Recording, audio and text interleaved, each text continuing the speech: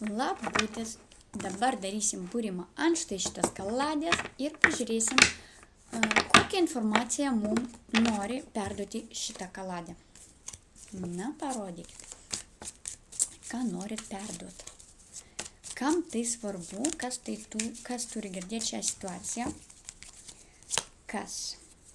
Tas, kas arba ruošia pinklės, arba jau yra pinklėse.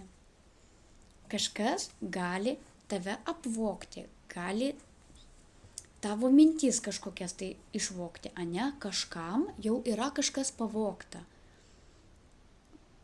Kam reikia išklausyti būtent dėl atsargumo.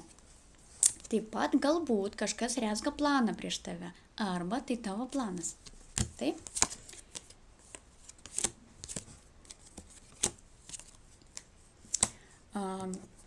Šis planas, tarkim, ane?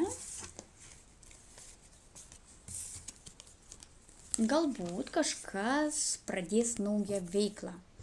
Tai galbūt kažkas naują darbą pradės, o kažkas pradės naują verslą. Ne? Neskubėkit, perspėjimas. Taip greitai, kaip norisi, nebus. Reikia truputėlį kantrybės. Toliau.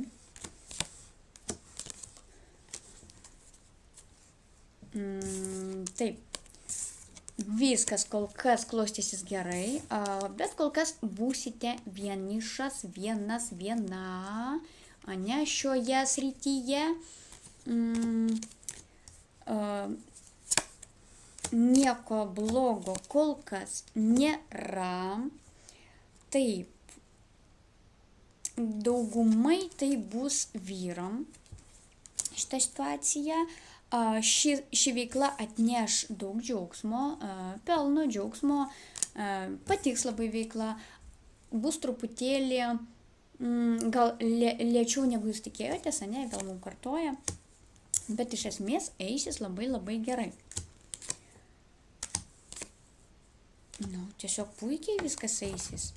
Kas dvejoja, pradėti naują veiklą ar nepradėti, atsidaryti savo servisą ar neatsidaryti, ten kažką naujo. Žodžiu, kol kas mums rodo, kad viskas seksis puikiai.